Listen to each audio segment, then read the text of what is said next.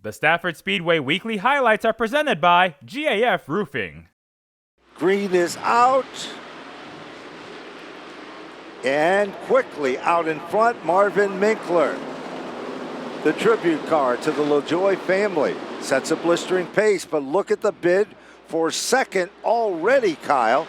We've got 3 cars, make it 4, make it 5. Daniel Chuck shuffled all the way to the bottom of the top 15. He has some kind of a mechanical problem. Back up front, here comes Jeff Aslan. Bold move to the inside. Going, gone. He'll take over the lead. Second leader of the event comes on lap number 6. Wow, takes the lead and nearly lost it in turn number 1. Great save for Jeff Aslan as they are stacked up behind him.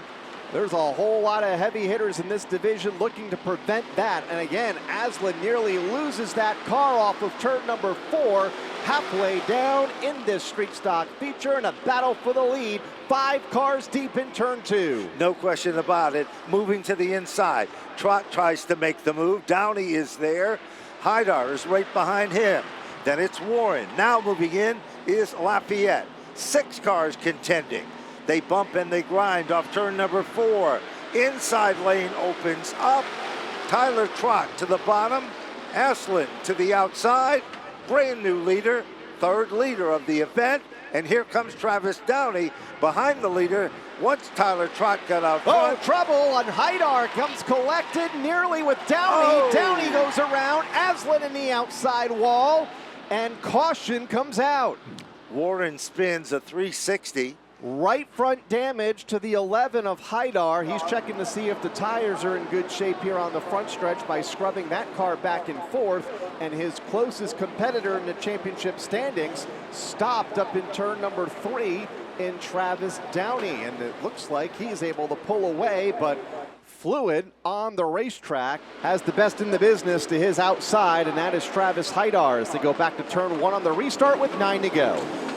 High, wide, and handsome, as the old saying goes, and car number 11 in winning form again as he takes over the number 1 position. Oh, the lead car. Whoa, Haidar. Off the pace. Something has happened, maybe a tire going down. Haidar's car goes from the front of the class as Travis Haidar's night will end with disappointment as well. Less than a turn away off turn number 4. Tyler Trott is back in winning form here at Stafford. Jason Lafayette to finish in 2nd. Jason Raymond, great run for 3rd. Off turn number 4, double greens are waving. They are almost 3 wide. Once they get past the start finish line, Chris Buffoni moves to the front of the class. Wayne Corey Jr. tucks it into 2nd. Kevin Gambacorta and Paul Verrecchio 1st and 2nd in points. Verrecchio makes contact with a car in turn 1. Alex Fern has nowhere to go. She goes around in turn number 1. That car slides to the bottom of the racetrack in car 12. Caution flag comes out. Alexander Fern got on the binders hard to try to avoid, goes around, and now quickly moving in is Daryl Keene. Keene has had a roller coaster season. Go down the back straightaway. PJ Zarella goes up in smoke. Verrecchio goes around. The 87 locks it down. Make that the 97 for Gray. Fern in the 92 in the next lap or so, with Chris Buffoni leading lap number 4. Keene right there in 2nd. Here's Duran in 3rd. Battle for the top spot off of turn number 2. Keene out of line on Buffoni. Dives down to the inside of turn number 3. Can't make it stick. Will it stick off turn number 4? Buffoni slips up just a bit. Daryl Keene by inches at the line. He'll become the brand new leader. Behind him is Andrew Duran. Wayne Corey is there. And moving in is Bobby Stirk. There goes Gray. Here comes Gambacorta. Methodically making his way through the field as Tom Fern goes around in turn 4.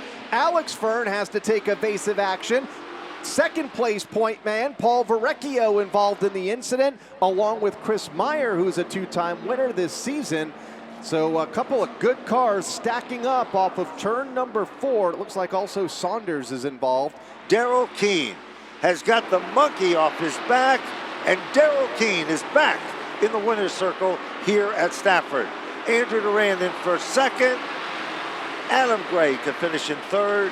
We are underway. Frank Litwell Jr. to bring the field into turn one for the first time. Litwell, the third-generation driver, guards the inside lane. Coming off the turn, down the back straightaway. Casey Vogt to the outside. Frank Litwell continues to dig hard on the bottom. Car number 88, a home-built race car, will lead lap number one. They are 3 wide as they come back to the stripe. I think better of it, though, will be Morrison, who is coming off a great race a couple of weeks ago, running inside of the racetrack, challenging for second. Look at Amanda West. What a run in the outside lane. Cuts to the bottom in turn 3, challenging for the top spot, and the race lead to complete lap 2. Amanda West is like she's possessed. She works her magic to the inside. Second leader of the event suddenly changes all of that down the back straightaway. Amanda West on the inside dives down low into turn number 3. Amanda West becomes the brand new leader off turn number 4. She'll lead lap number 3 at the line over Casey Vogt in second, blocks him in third. Yeah. Oh, and around goes Goff in turn 4. The 07 will spin. Let's see if he can keep that car fired up. Set stranded, bottom of the racetrack. Second caution of the event comes out. White flag, 1 lap to go for Amanda West in car number 15. She leads off of turn number 2. Does Morrison have anything left in car number 35 or Nicholas Hovey in the 16? Checkered flag this time for Amanda West. Off turn number 4, Amanda West has done it, taking down her first career victory, holding off the heavy opposition of Josh Morrison. Good start that time. Bottom of turn number 1, Austin Beers, RJ Marcotte, side by side and wheel to wheel. No one has the advantage in this one. Beers goes up the hill, and there's still a pack of 6 contending for the same airspace. Beers leads lap number 1 over Marcotte in the outside lane. Then it's going to be Chapman. That's Steven Chapman in the 14, with Andrew Moeller, the championship point leader, and still in search of his first win of the year in car number 85, running in 4th and nearly gets turned there by the 11 of Di Matteo here on the front straightaway. Mikey Flynn is surfacing among the top cars. So is David Root with car 75 and Dylan Kopech. Root trying to clear Kopech in the 16. That's a good battle for the 7th spot as the battle for the lead continues nose to nose. To the outside, you have Beers. Here's now Chapman to the inside. Steven Chapman looking to go to the point. Fastest lap of the race last time by, and new race leader this time by at lap 5. In fact, at Sandberg, not even an incident. That car has slowed and now stopped at the pit exit road. Beers reeling in Chapman, both looking for their first wins. Here's a little contact in turn 3. Does not upset the 14 car of Steven Chapman, who maintains the top spot into the final lap. Less than 1 lap remains. Austin Beers is all over the back bumper. Steven Chapman has driven a flawless race. Down into turn number 3. Here comes Beers. The leader, Steven Chapman, off turn number 4. Steven Chapman will take down the win. Austin Beers for second. Corey Di Matteo for third. And Lavoie with a slight advantage. But Kevin Cormier is the guy trying to make some noise to the outside. Evenly matched, they head down the back straightaway. Lavoie trying to hold on, but Cormier seems to have a slight advantage as they head off turn number 4. Lap in number 1 in the books. Cormier by a half a car length in the outside lane. Jeremy Lavoie battling back, fanning out 3 wide further back. Gary Patino trying to pick up a couple of spots and does. Off of turn 2, Devin Jensick a bit out of shape in the 23, going the wrong way as Cormier takes command of this race. As we head into the second half of August here for the limited late models in a run for this year's championship. Well, that's been happening. Jensick Trouble goes around. tries to gather it back, straightens it out. He gets in on both sides, but I think he comes to a screeching halt. Been to victory lane this year, won back on July 5th, his 7th career win in this division. looking for number 8 on his career and 2 on the year here tonight. 3 wide further back for a moment. Terrio, Clement, and Winter battling from 4th on back. It's a good race for position, but a half a straightaway behind the race leaders. Clement now picks up the spot. He moves into the 4th position. It is still a battle behind him. Terrio up to the 5th spot. Trouble now. Winters drops to the outside, and 3 cars manage to squeak on by. Here they come off turn number 4. Kevin Cormier in winning form here at Stafford. Jeremy Lavoie to finish in 2nd. Great run for R.J. Serdell in 3rd. Jose Arce to bring the field to the green flag. He'll wave it from the starter stand. We are underway as Ronnie Williams will bring the field to turn number 1 at the front. Immediately slides up the racetrack and is challenged for the top spot. Teddy Hodgson almost was able to sneak down to the inside. Hodgson sees an opening. Williams slips up the racetrack, securing that a year ago. Now, here comes Pitcat. Dives to the inside. Woody Pitcat on rails. Car number 8 becomes the 2nd leader of the event. Yes, he has. And still up, quietly consistent. Trouble off turn 2. Caution is out, and Pitcat nearly gets collected. Bertuccio and Holkowitz come together.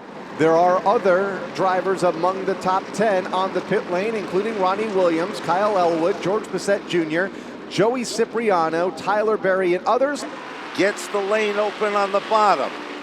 Ronnie Williams dives in. He's now up to the 4th spot. 2 to go. Trouble. There's the caution flag. There is the Almost car on that cue. spins, and it looks like Tyler Berry in the 8. Tyler Berry's car brings out the caution. The Gunsmoke Stables number 8 machine of Woody Pitcat jacked up in the rear. Going to be a brand new right rear tire on that car. Doing some other work also on the left side. Brand new left side rear as well. Woody almost stalls the car as he takes off. Let's go down to Dave. The James Page 00 takes on 2 right side tires. Puts in around a wedge, and he reels away from his stop. It was 2 backside tires for the 55 of Teddy Hodgson. Williams back to the front of the field. And Bissett slides up high. Kyle Elwood back. Oh, trouble back straightaway. Bissett nearly up on the wall and collects others in turn 3. Mad scramble there. Hodgson involved, got a piece of it in the 55 with some right front damage. Austin Beers was involved. Elwood doing a nice job in the outside lane, challenging for the race lead on Ronnie Williams. Here comes the Woodman. Woody Pitcat up to 3rd. Kyle Elwood high, wide, and handsome off turn number 4. Kyle Elwood has the lead, short-lived. Ronnie Williams takes it back, but Kyle Elwood takes over position number 1. Williams has to settle for 2nd.